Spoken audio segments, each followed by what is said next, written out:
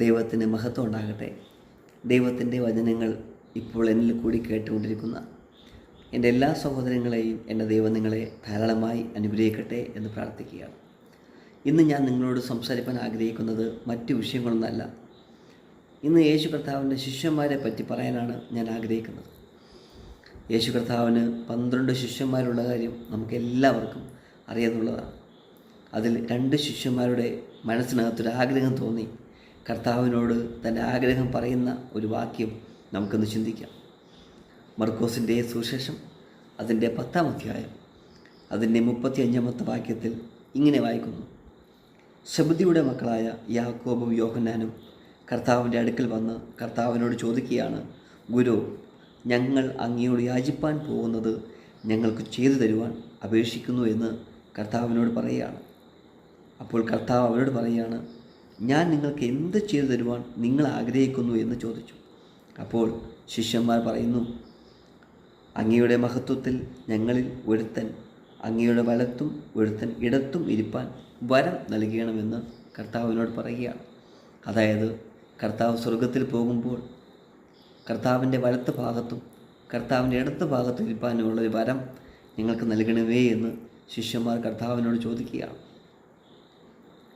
അപ്പോൾ അവിടെ കർത്താവ് പറഞ്ഞൊരു വാക്ക്, യേശു കർത്താവിനോട് പറയുകയാണ്, ഞാൻ കുടിക്കുന്ന പാനപാത്രം നിങ്ങൾ കുടിക്കുകയും ഞാൻ ഏൽക്കുന്ന സ്നാനം ഏൽക്കുകയും ചെയ്യും നിശ്ചയം. പക്ഷേ ഒരു കാര്യം, എൻ്റെ വലത്തും ഇടത്തും ഇരിപ്പാൻ വരം നൽകുന്നതോ എൻ്റേതല്ല, ആർക്കൊരുക്കിയിരിക്കുന്നുവോ അവർക്ക് കിട്ടും. കർത്താവിൻ്റെ വലത്ത് ഭാഗത്തും ഇടത്ത് ഭാഗത്തും ഇരിക്കുവാൻ അത് പിതാവായ ദൈവമാണ് ആ അധികാരം കൊടുക്കുന്നത് എന്നാണ് അവിടെ കർത്താവ് സൂചിപ്പിക്കുന്നത്. അപ്പോൾ ഞാൻ ഇങ്ങനെ ചിന്തിക്കുകയാണ്, കർത്താവിൻ്റെ ക്രൂശീകരണ വേളയിൽ 2 കള്ളന്മാരോടൊപ്പം യേശു കർത്താവിനെ ക്രൂശിച്ചപ്പോൾ അതിൽ ഒരു കള്ളൻ യേശുവിനെ കുറ്റം പറഞ്ഞപ്പോൾ അതിൽ ഒരു കള്ളൻ കർത്താവിനോട് പറയുകയാണ്, കർത്താവേ, അങ്ങ് രാജ്യത്വം പ്രാപിച്ചു വരുമ്പോൾ ഈ എളിയവനെ ഓർക്കണമേ. അദ്ദേഹത്തിന് ആ ഒരു കള്ളന് പ്രാർത്ഥിക്കാൻ അറിയില്ല, പാടാൻ അറിയില്ല, വചനം അറിയില്ല. പക്ഷേ ആ മനുഷ്യൻ കർത്താവിനോട് പറയുകയാണ്, കർത്താവേ, അങ്ങ് രാജ്യത്വം പ്രാപിച്ചു വരുമ്പോൾ ഈ എളിയവനെ ഓർക്കണമേ എന്ന് ആ ക്രൂശിൽ കിടന്നുകൊണ്ട് കർത്താവിനോട് പറയുകയാണ്. അപ്പോൾ കർത്താവ് വേറൊന്നും പറഞ്ഞില്ല. കർത്താവ് പറഞ്ഞൊരു വാക്കുണ്ട്, നീ ഇന്ന് എന്നോട് കൂടെ പർദീസയിലിരിക്കും. കർത്താവ് വസിക്കുന്ന ആ പർദീസയിൽ ആ കള്ളനും ആ ഒരു ഭാഗ്യം കിട്ടിയത് ഒരിക്കലും നമ്മൾ മറന്നു പോകരുത്. പലപ്പോഴും ഇന്ന് യേശു ക്രിസ്തു എൻ്റെ പോക്കറ്റിലാണെന്ന് പറയുന്നവർ, അന്യഭാഷ പറഞ്ഞ് സഭ ഇളക്കുന്നവർ, സഭയ്ക്കകത്ത് ബഹളം ഉണ്ടാക്കുന്നവരാരും സ്വർഗത്തിൽ പോകുമെന്ന് എനിക്ക് തോന്നുന്നില്ല.